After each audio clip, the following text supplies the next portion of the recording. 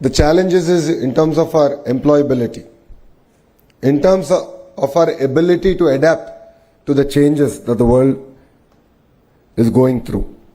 Only 34% of India's working age population has received a formal training. This is compared to 96% in South Korea, 80% in Japan, and 75% in Germany. The recent economic survey stated that only 51% of our graduates are employable. 51%.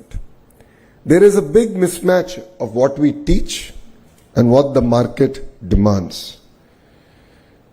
To be fair, in our current higher educational institutions, we are not able to provide any gainful employment even after 3 to 4 years of formal training.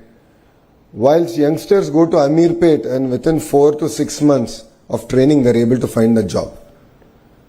So I truly believe that fundamental transformation, not correction, transformation is required in higher education. We must move from degree acquisition to skill activation. We can draw a lot of examples from across the world. Dr. Ashwini ji just mentioned about Stanford University and asked me to explain why Stanford has fostered innovation. And to be fair, it's a very old institution. It has built itself organically. But the most important thing is the ability of the institution to transform itself, to adapt to changes around itself. And when I went to Stanford, I was part of the old curriculum at the Graduate School of Business. I was literally the last batch of the old curriculum. And Brahmni, my wife, is also Stanford MBA. She was part of the new curriculum. And there's so much of sea change between the curriculum, the approach, that even universities have to start transforming themselves. Otherwise, they become irrelevant. Professor Ratnaji just mentioned about public universities. So that is my concern. Public universities also should transform themselves. They should be led by best in industry to drive changes. Only then will they also be relevant in higher education.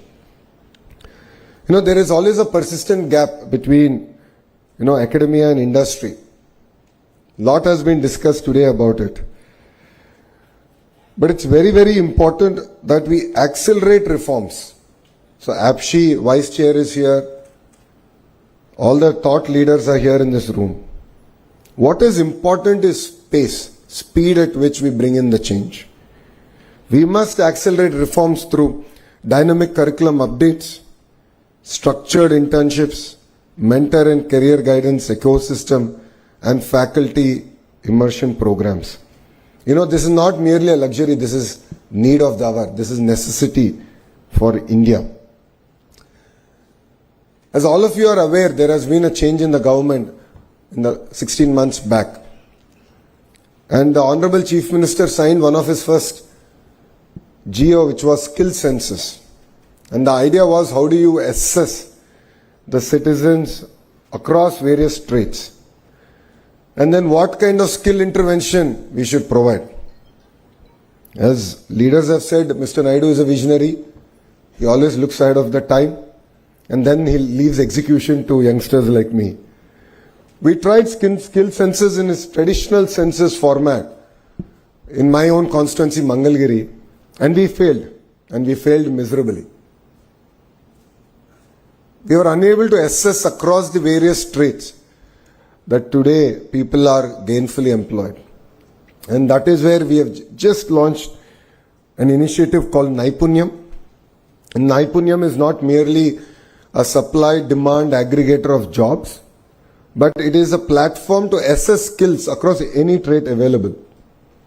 And that is where AI has really come to help us. So you're an AC mechanic or a two-wheeler mechanic to an AI engineer, you will be assessed using AI, and we will be able to give you clear skill interventions, including training, so on and so forth, to help you upgrade.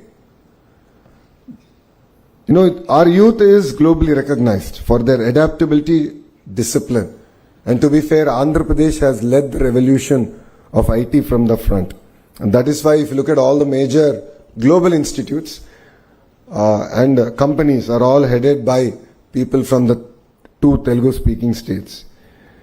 You know, we have great institutions now in Andhra Pradesh, including VIT, the IIT Tirupati, IIM Visakhapatnam, and of course our public universities are going through their own transformative phases.